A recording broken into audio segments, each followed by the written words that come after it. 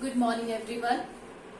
In the previous class, we were at the last part of chapter 6, that is This is Geordie's phone.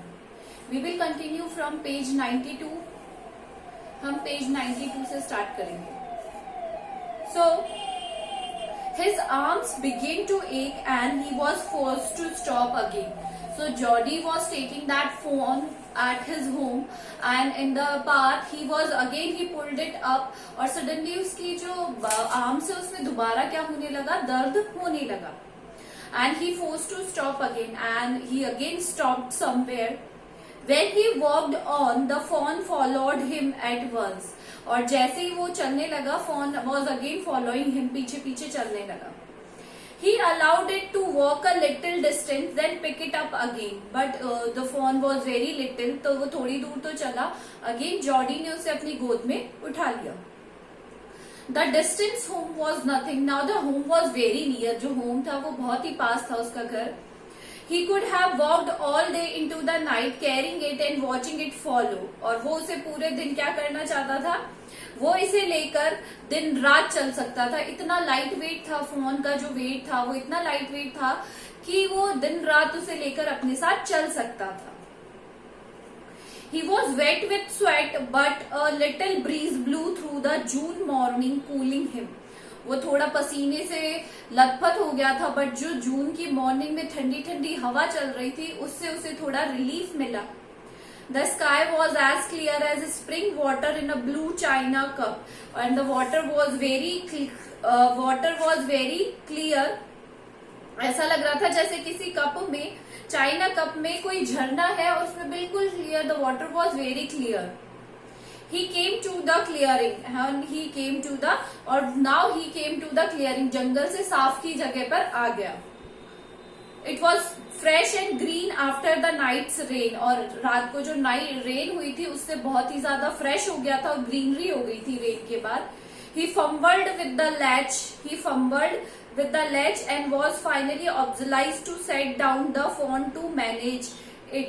अब बहुत देर तक वो latch को, उसकी latch जो होती है, जो साकल होती है हमारे गेटों की, उसे खोलने की वो मशक्कत कर रहा था. बहुत देर तक उसे ट्राई कर रहा था. फंबल मतलब होता है ट्राई करना, क्योंकि उसके गोद में तो फोन था.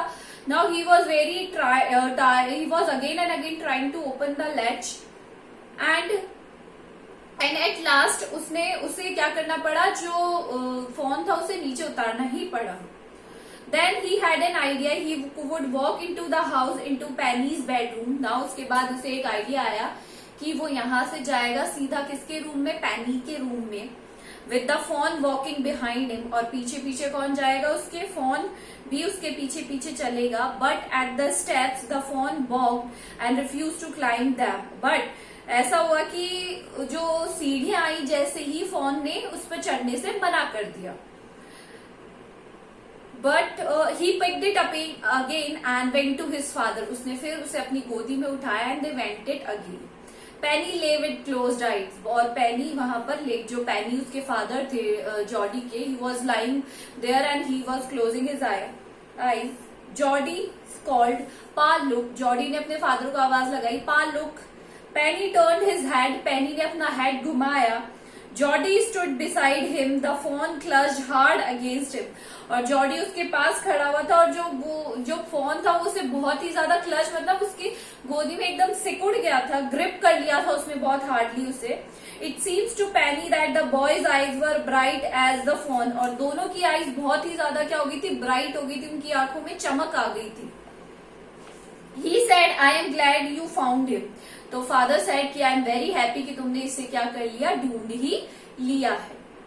Geordie then went to the kitchen. The fawn wobbled after him. Now इसके बाद Geordie went to the kitchen and wobbled मतलब धीरे धीरे उसके पीछे जाने लगा. fawn भी उसके पीछे जाने लगा.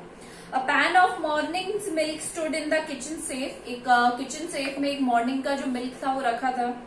The cream had risen on it. उसके ऊपर क्रीम भी आ गई थी. They skimmed the cream into a jug. उसने क्रीम को निकाल कर एक जग में रख दिया. He poured milk into a small gourd.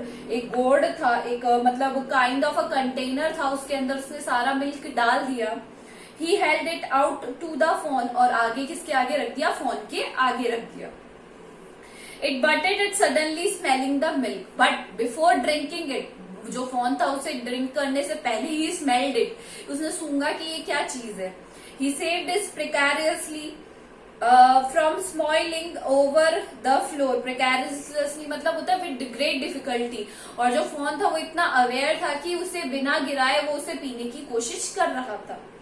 It could not make nothing of the milk in the gourd. और मतलब उसे समझ में ही नहीं आया बहुत देर तक कि इसके अंदर क्या है. Now he dipped his finger in the milk and thrust them into the fawn's soft wet mouth. अब जब उसे कुछ समझ में नहीं आ रहा था कि वो कैसे पिए इसे, तो उसने जॉडी ने क्या किया, अपने फिंगर्स को जो कंटेनर था ही पोर्ड इनटू दैम, उसमें अपनी फिंगर्स को डुबोया और सीधा फॉन के वेट माउथ में डाल दिया.